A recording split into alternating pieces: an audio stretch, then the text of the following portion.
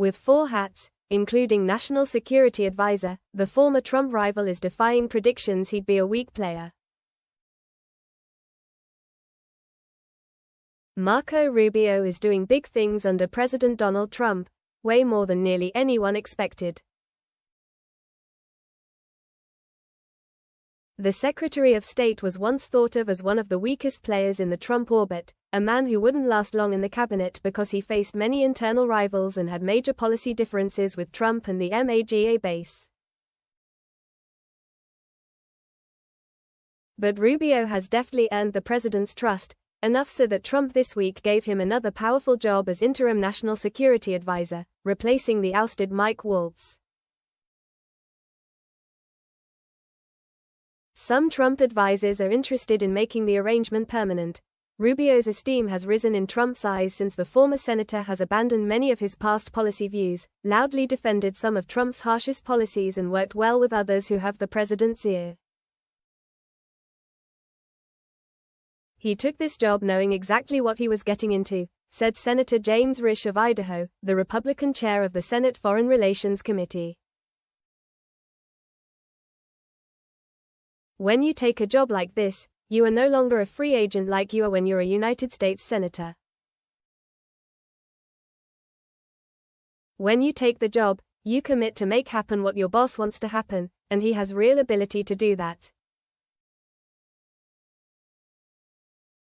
Trump, who once derided Rubio, a presidential rival, as Lionel Marco, now appears to see the former Florida senator as a fixer who can tackle key challenges, enough so that he's given Rubio 4 concurrent jobs. Speaking Thursday in the Rose Garden, Trump said, "When I have a problem, I call up Marco. He gets it solved." Rubio's rise offers a lesson to others trying to survive under Trump, whose first term was marked by constant staff turnover. Subordinate your ego and your views to the president's, stay quiet when you need to, but be loud in defending Trump's point of view, and outmaneuver rivals by doing just enough to make Trump unwilling to side against you. It's a snake pit, but Rubio just seemed to be a little better at navigating it, a former Trump administration official said of the collection of officials and envoys that make up Trump's top advisors. You have to play well with all of these people. The person, like others, was granted anonymity to speak candidly about a sensitive topic. Detractors say Rubio is rising in prominence at great cost, by deserting policies he long backed. Some argue he's become nothing more than a Trump vassal, with little power in his own right. Once you let yourself get trampled on, you lose respect, you lose cash, you lose your future in Washington, and Rubio is a doormat, said Adam Morelli, a former U.S. ambassador to Bahrain under Presidents George W. Bush and Barack Obama. Supporters argue that Rubio is a skillful politician who has achieved various heights, including serving as Speaker of the Florida House of Representatives when just 35 years old, and as a U.S. Senator with senior roles on the Intelligence and Foreign Relations Committees, by being flexible and receptive to voters' views. That includes the voters who swept Trump to power. As a result, his role has expanded. He is now Secretary of State, Interim National Security Advisor, Acting Administrator for USAID and Acting Archivist of the United States. Asked for comment, the State Department offered the following statement: Secretary Rubio is honored by the trust placed in him and is working every single day to execute the president's agenda. Rubio has made inroads under Trump in part by not being too territorial. There are multiple foreign policy power players on the Trump team, including Special Envoy Steve Witkoff, Director of National Intelligence Tulsi Gabbard, Vice President J.D. Vance and White House Chief of Staff Susie Wiles, all of whom, according to a former Trump administration official, carry more weight than their titles suggest. But Rubio, the chief U.S. diplomat, has been able to work with the others. Rubio remains, for instance, a major voice on Iran policy. One U.S. official said, even though Witkoff leads that file, he's also tight with Wiles, a fellow Floridian. The pair have remained in close contact as they've taken their respective roles in the administration, according to two people close to the White House. That said, Rubio is willing to knife people, too. He pushed out Pete Morocco, a MAGA favorite, who oversaw the dismantling of the U.S. Agency for International Development, amid policy differences and complaints over Morocco's workplace actions.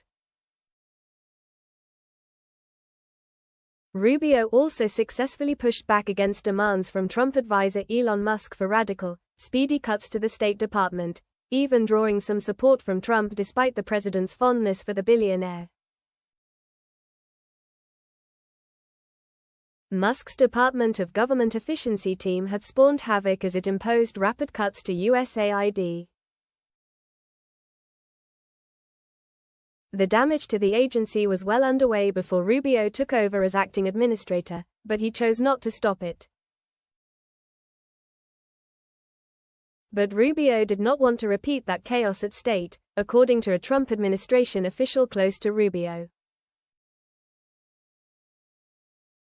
So although Rubio has unveiled big cuts and restructuring plans for State, the moves are more methodical than what happened at USAID. Rubio also has endeared himself to Trump by aggressively adopting many of the president's policies, even if they clashed with his past views. Rubio previously boosted human rights and democracy programs abroad. But Trump's MAGA base sees such endeavors as woke, liberal projects that are a waste of money. Now, Rubio is eliminating many programs that carry out such work. Rubio was once viewed as a hawkish Republican who backed everything from heavy sanctions on dictatorships to some U.S. military intervention abroad. He insisted the U.S. had to support Ukraine as it fought off a Russian invasion, and was a major voice challenging the rise of China. But since taking over as Secretary of State, he has moderated such positions, pressuring Ukraine to come to a peace agreement with Russia, and suggesting casually that the U.S. needs to accept that the world is more multipolar in part because of China's growing power. Rubio also has tried to woo the MAGA base, including by regularly appearing on talk shows hosted by favorites of that crowd.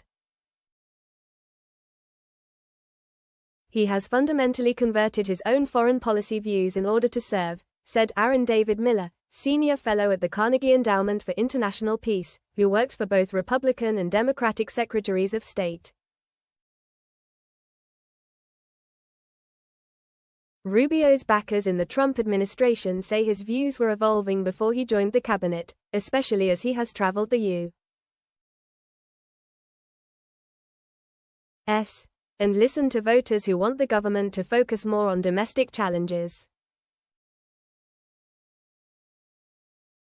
He made it clear upon landing at Foggy Bottom that he would implement the president's vision, not his own. In our republic, the voters decide the course of our nation, both domestically and abroad, and they have elected Donald J.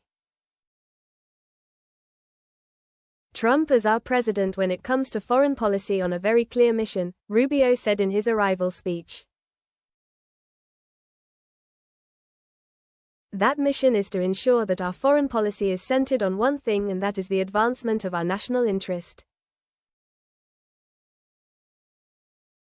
Rubio, who in the past touted his family's Cuban immigrant story, also has enthusiastically, even pugilistically, carried out Trump's anti-immigration policies, including signing off on revoking many student visas and implementing efforts to send migrants to a prison in El Salvador. During a cabinet meeting Wednesday, Rubio was asked if he'd requested that El Salvador return a man the Justice Department has admitted was mistakenly deported. "I would never tell you that. And you know who else I'll never tell? A judge," Rubio replied. "The conduct of our foreign policy belongs to the President of the United States and the executive branch, not some judge." With Rubio expected to serve as both Secretary of State and National Security Advisor for at least 6 months and likely longer, current and former state officials warned that it's hard to do both jobs well. Some wondered if it meant both positions would be watered down. They also questioned how Rubio would balance the demands of travel for the Secretary of State with the National Security Advisor's tendency to stay by the president's side while overseeing the National Security Council. "It's hard to be in two places at once," a former senior diplomat said. "There's a bit of cockiness in some corners at the State Department, which has seen its power eroded over the decades as the NSC and Pentagon have outmaneuvered it." What's the NSC? A new Bureau of State? One state official quipped. Serving as Secretary of State and National Security Advisor didn't always go well for the only other person who's done it, diplomat Henry Kissinger. During that 1970s stint, Kissinger faced questions about whether he manipulated decision-making to favor state and himself. People at the Defense Department and other agencies that had roles in the national security process thought that it was unfair that everything was biased in Kissinger's favor because he held 2 chairs, said John Bolton, a first-term Trump national security advisor who has fallen out with the president. That was one reason why pressure grew on President Gerald Ford, ultimately, to separate them and go back to the regular order. Quote,